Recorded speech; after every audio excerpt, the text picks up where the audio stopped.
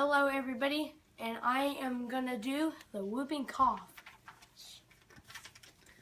Their symptoms are a normal cough, little coughing, and that's pretty much it.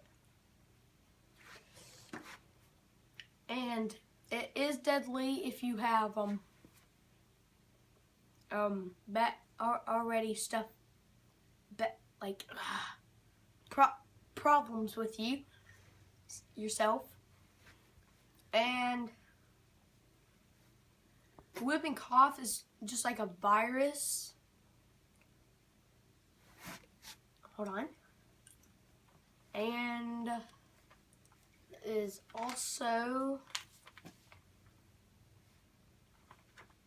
it causes your throat to, it can almost kill you because it'll block the airway. And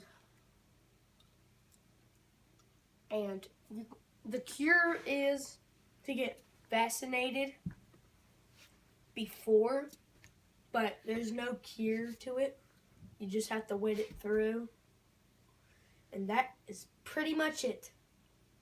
Let's go to Cockazoos.